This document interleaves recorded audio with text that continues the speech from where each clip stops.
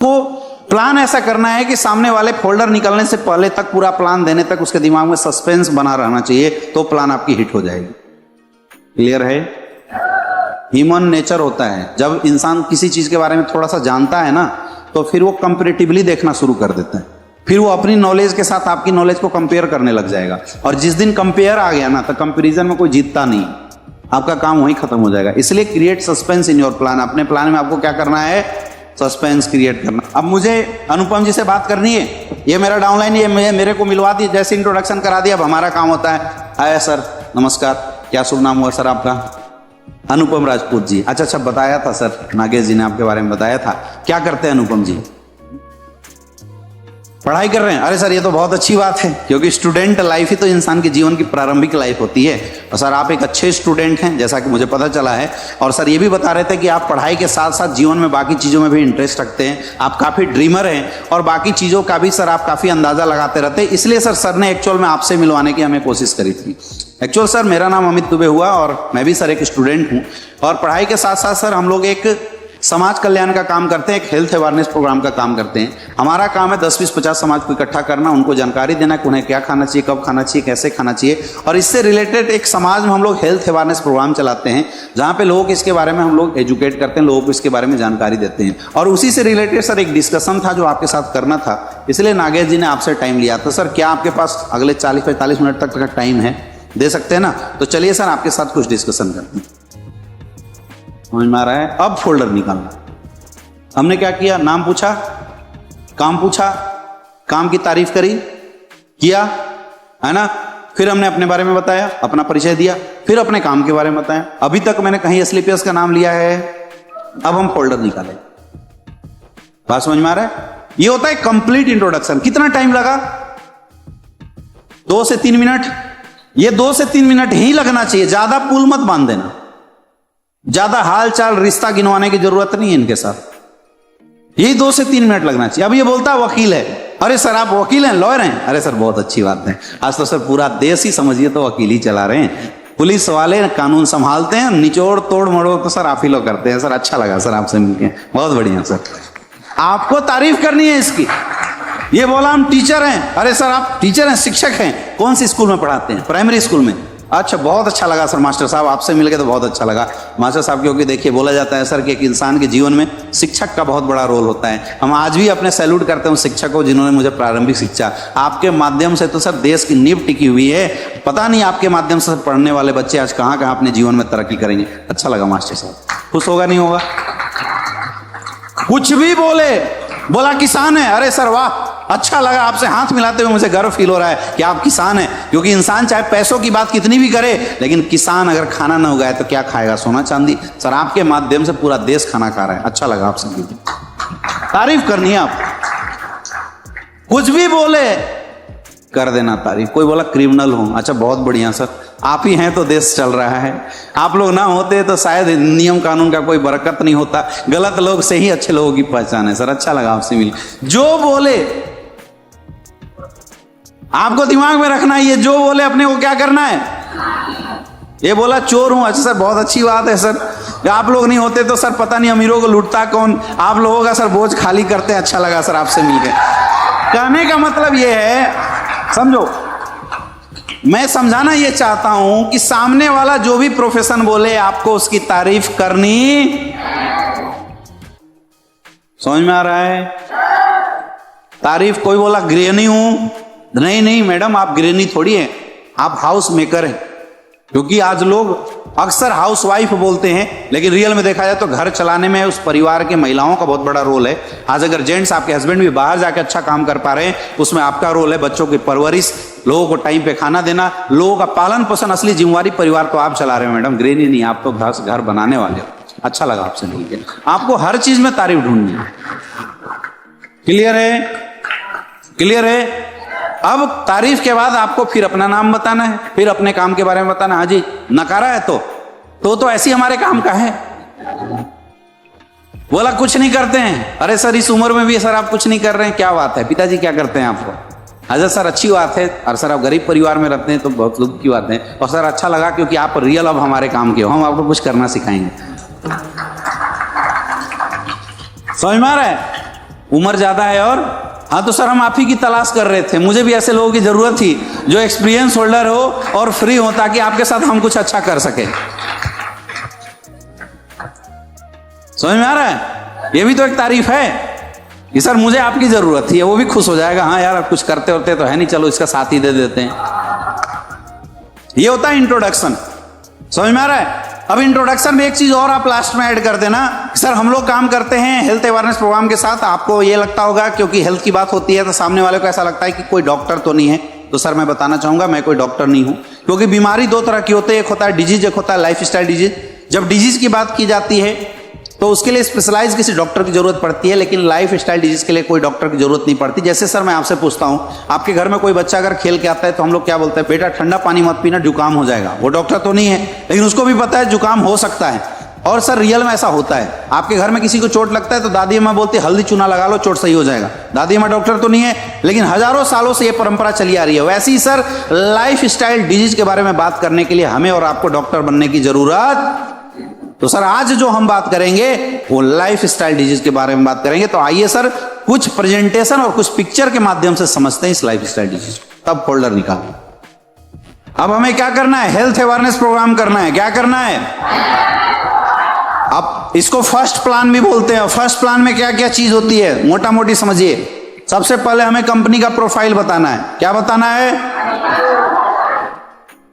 सबसे पहले क्या बताना है, कंपनी का प्रोफाइल बताना है। सर हम जिस संस्था के साथ काम करते हैं, मैडम हम जिस संस्था के साथ काम करते हैं उसका नाम है स्लीपियस वेलनेस प्राइवेट लिमिटेड। अगर आईडी कार्ड है तो निकाल के सामने ऐसे दिखाना होता है आपको, ठीक है। हमारी संस्था 9 नवंबर 2014 से काम कर रही है। हमारी संस्था गवर्नमेंट ऑफ इंडिया द्वारा एफिलिएटेड संस्था है, जिसके पास सारे सर्टिफिकेशन मौजूद हैं। हमारी संस्था के पास खुद की 5-5 फैक्ट्री है और वहीं से हमारे सारे प्रोडक्ट बनते हैं। द्वारिका सेक्टर 17 में हमारा हेड ऑफिस है और वहीं से पूरे इंडिया के अंदर हमारा बिजनेस जो है वो डिस्ट्रीब्यूट होता है। पिछले 9 साल के अंदर हमारी संस्था के पास आज 500 से ज्यादा फ्रेंचाइजी है। पूरे हिंदुस्तान में 9 से ज्यादा वेयर हाउसेस हैं और लाखों लोग आज हमारे संस्था के साथ काम कर रहे हैं। पिछले 9 साल के अंदर हमारी संस्था ने इतना बेहतरीन और इतना जबरदस्त काम किया कि आज हमारे संस्था को गवर्नमेंट ऑफ इंडिया और बहुत सारी इंटरनेशनल संस्थाओं द्वारा बहुत सारे अवार्ड एंड रिवार्ड्स भी मिले हैं, जैसे चैंपियन ऑफ चेंज का अवार्ड, ये देखिए सर फोटो। इसके अलावा बिजनेस एक्सीलेंस अवार्ड है ना, संकल्प सिद्धि अवार्ड, जितने भी अवार्ड्स वाले जो फोटो हैं वो सब हमें दिखाना है। हमारी संस्था आने वाले समय में इस देश के लिए समय पे काम भी किए। जैसे पुलवामा अटैक हुआ था उस समय हमारी संस्था ने पुलवामा में शहीद हुए सैनिकों के लिए 20 लाख रुपए का डोनेशन भी दिया था। जब कोविड का समय था, उस कोविड के समय में हमारी संस्था ने फीड द नीडी प्रोग्राम चलाया था, जिस प्रोग्राम के तहत हमने 600 शहरों को गोद लिया था और डेली 500 लोगों को खाने पीने की व्यवस्था हमारे संस्था के द्वारा की गई थी। और यही वजह है कि आज बहुत सारे अवार्ड्स एंड रिवार्ड्स हमारी संस्था को मिला है। और हमारे संस्था के managing director mister Sanjeev Kumar sir को फोर्ब्स मैगजीन के अंदर इनके अच्छे कारनामों की वजह से पब्लिश्ड भी किया गया था। ये देखिए सर, इतने सारे रिकॉर्ड हैं हमारी संस्था के पास। तो आखिर हम लोग काम क्या करते थे ये जानना हमारे लिए जरूरी है। तो पहला हमने क्या बताया, कंपनी का प्रोफाइल बता सकते हो। 2-4 पॉइंट छूट भी जाए आपसे तो कोई प्रॉब्लम नहीं है। प्लान देने से पहले खुद के अंदर एक कॉन्फिडेंस रखो, यू आर द बेस्ट।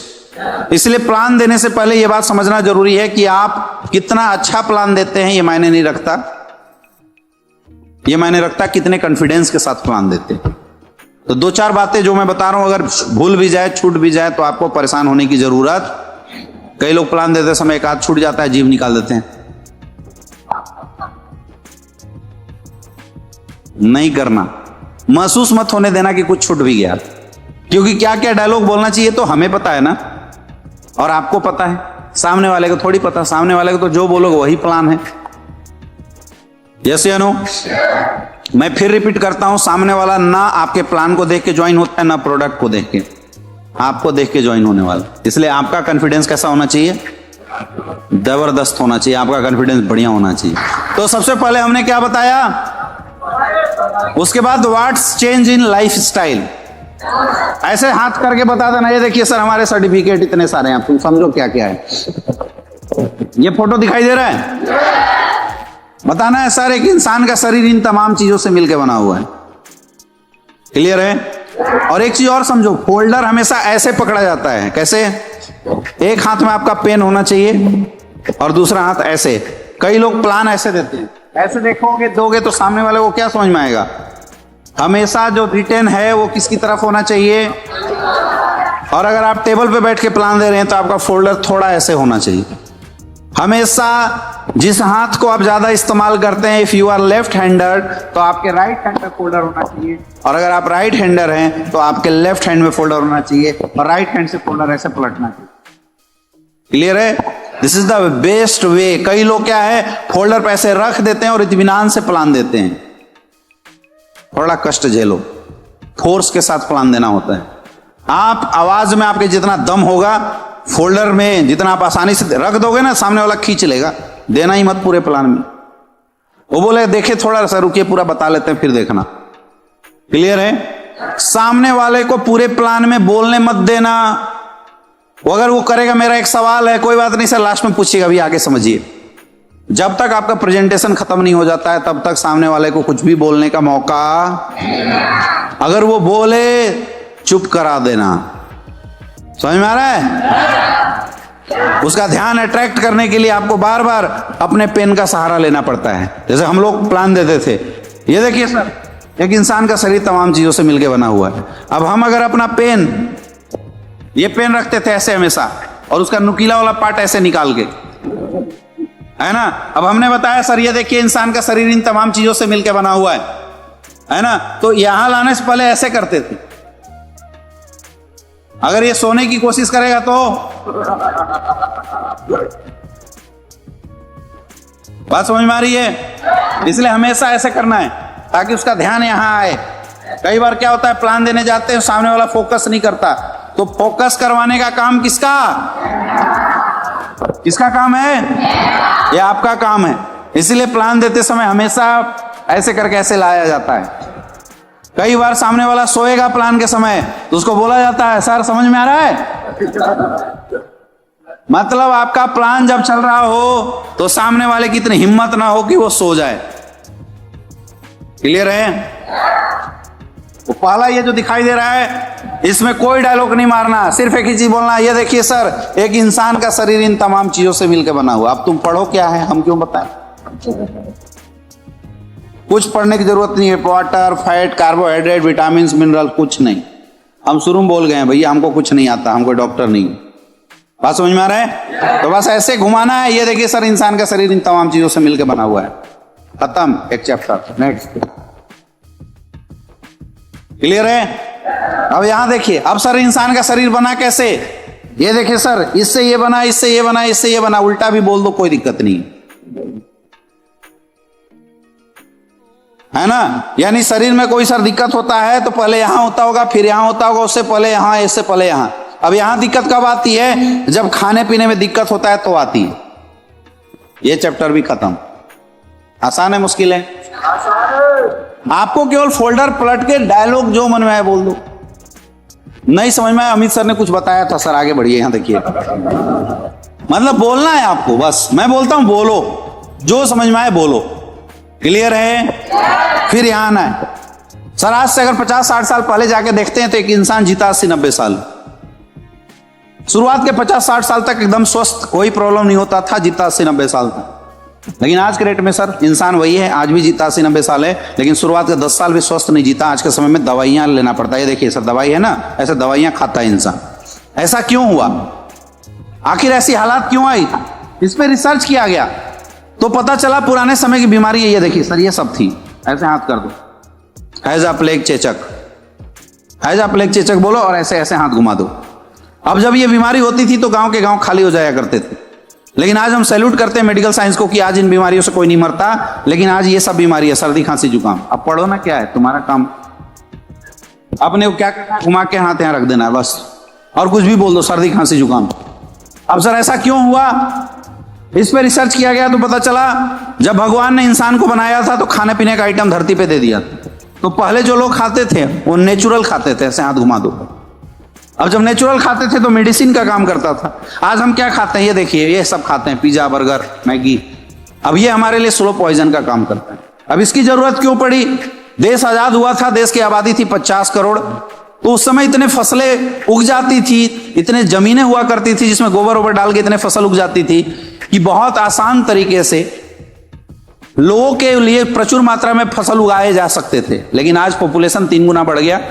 जहां पहले फल फूल उगते थे, फसल उगाए जाते थे, आज सब जगह घर बन गया, यानी जमीन कम हो गई, आबादी बढ़ गई। तो फूड का डिमांड पूरा करने के लिए पहले फसल उगाते थे, आज बनाया जा रहा है। ये देखिए सर, इंजेक्शन लगाया जाता है।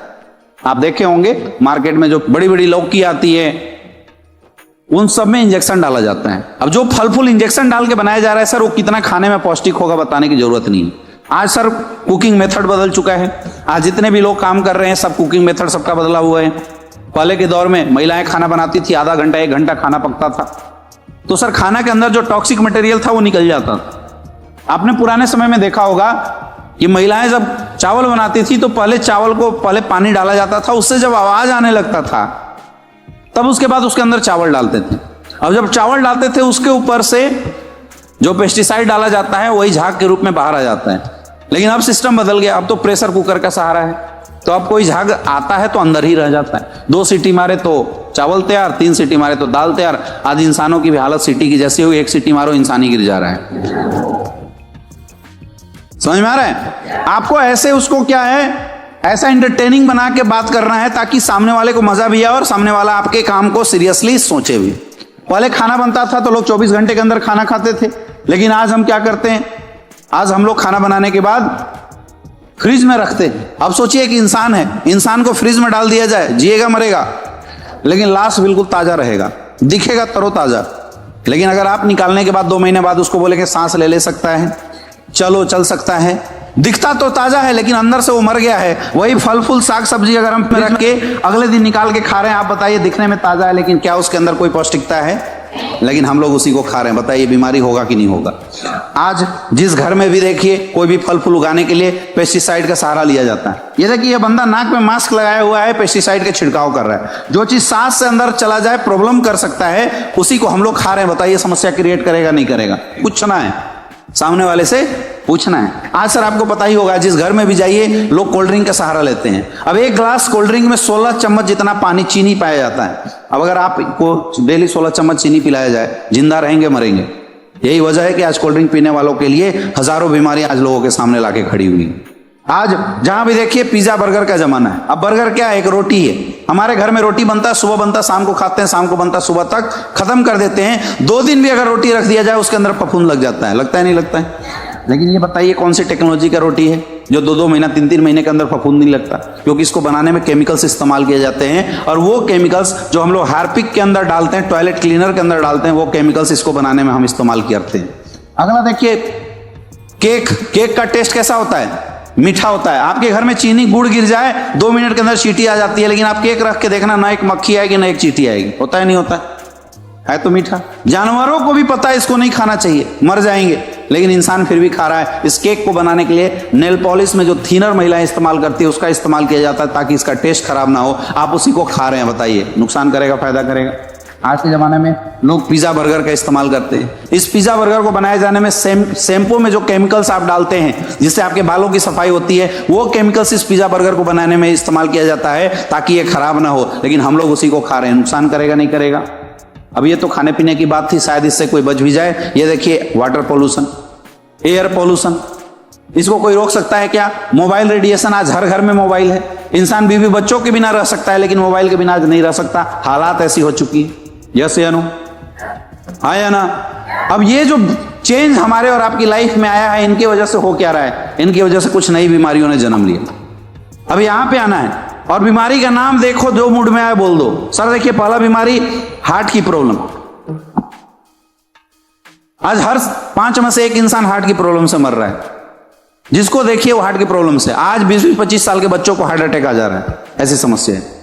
पहले लोग बोलते 3 बार अटैक आएगा तो मरेगा, लेकिन आज 1 बार में खल्लास, पता नहीं चल रहा है क्यों मर गया। हो रहा है नहीं हो रहा है? डायबिटीज की समस्या, हर 7 में से 1 इंसान को डायबिटीज की प्रॉब्लम है। पहले लोग बोलते थे डायबिटीज अमीरों की बीमारी है, लेकिन आज आप देख सकते हैं गांव-गांव में लोग डायबिटीज से मर रहे नहीं मर रहे। आज अर्थराइटिस की प्रॉब्लम, हड्डियों का टेढ़ा मेढ़ा हो जाना। शायद ही आपके घरों में कोई ऐसा होगा जो 50 साल से ज्यादा हो जाए और उसके घुटने में दर्द ना होता हो। है या नहीं है? किसको दर्द है सर बताइए? आपके घर में किसी को डायबिटीज है? किसको है? दादाजी को डायबिटीज है। कब से है? हाँ तो परेशान है नहीं है, अगर उनका समाधान मिल जाए तो कैसा रहेगा। अब दिमाग में बैठा लेना, ये हमारा कौन सा प्रोडक्ट लेगा, डायबोडोग। हर प्रोडक्ट के बाद, हर बीमारी के बाद पूछना है, आज सर मोटापे की शिकायत है, आज हर 5 में से 1 इंसान मोटापे से शिकायत है। आज हाइपरटेंशन जैसी समस्या, लोग टेंशन में रहते हैं। पुराने समय में माँ बाप बच्चे को पीट देते थे, एक बच्चा बात तक नहीं बोलता था, और आज अगर आप बच्चों को पीटोगे तो बस्ता चला कर मारता है माँ बाप को उल्टा। होता है नहीं होता है, गंदी गंदी गालियां बच्चे दे रहे हैं, क्यों? क्योंकि सब हाइपरटेंशन के शिकार हो चुके हैं। अब माँ बाप को लगता है ऐसा क्यों हो रहा है, भैया जो कोल्ड ड्रिंक, पिज्जा, बर्गर, आप प्यार मोहब्बत में अपने बच्चों को आइसक्रीम खिला रहे हैं, ये सब उसी का दुष्प्रभाव है, आपके बच्चों को हाइपरटेंशन हो रहा है। लेकिन हम लोग क्या है, खिलाए जा रहे हैं। कैंसर जैसी बीमारी आज आम हो गई है, जिसको देखिए उसको कैंसर हो जा रहा है। सर आपके जानने पहचानने वाले में कहीं ना कहीं आपने जरूर सुना होगा कि फलना को कैंसर हो गया, जो कि बिल्कुल स्वस्थ हुआ करता था। है या नहीं है? कौन है, पूछो। सर किसी को हार्ट की प्रॉब्लम है क्या, कौन है, पूछो। इससे पूछने से आपको पता चल जाता है कि हमारा फ्यूचर किस प्रोडक्ट का यूजर बनेगा। अगला ऑस्टियोपोरोसिस, हड्डियों की समस्या, एलर्जी जैसी शिकायत आज लोगों को है, स्टोन की प्रॉब्लम है, गायनिकोलॉजिकल प्रॉब्लम, आज हर घरों में बच्चे न होने की समस्या है। अगर महिलाएं हैं तो उसका 20% पैसा पुरुष का तो महिलाओं के ट्रीटमेंट में चला जाता है। आज किडनी की प्रॉब्लम, लीवर की प्रॉब्लम, लोग परेशान हैं। पुराने समय में लोग खाना खा के परेशान होते थे, आज के डेट में खाना पचाने में लोगों को परेशानी हो रही है कि पचाए कैसे, ये सिचुएशन हो रही है। अब सर ये प्रॉब्लम ऐसी है जो ना जाने कहां से कैसे हम सबके घरों में आ चुका है। आपके घर में भी सर कोई ना कोई एक समस्या ऐसी जरूर होगी जिससे आपका घर परिवार परेशान होगा। है या नहीं है? किसकी समस्या है, किसकी समस्या है, कौन सी समस्या है, पूछो, दिमाग में नोट कर लो। अब सर हमारे और आपके घरों में किसी को कोई समस्या होता है तो क्या करते हैं?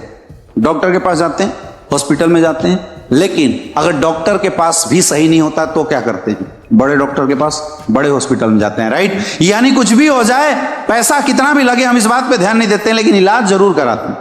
लेकिन मैं बोलता हूं क्या हो जब आप इलाज भी कराएं और रिजल्ट ना आए? क्या हो जब सर्दी खांसी जुकाम से आपके घर वालों की मौत हो जाए? क्या करेंगे उस समय? ये मैं ऐसे नहीं बोल रहा हूं, आज आप रिपोर्ट जाके देखिए। जो डॉक्टर एलोपैथिक साइंस के सहारे एंटीबायोटिक खिलाते थे, आज वो एंटीबायोटिक काम करना बंद कर दिया। कोरोना क्या था? एक सर्दी खांसी जुकाम ही तो था, लेकिन लोगों का ट्रीटमेंट क्यों नहीं हो पाया?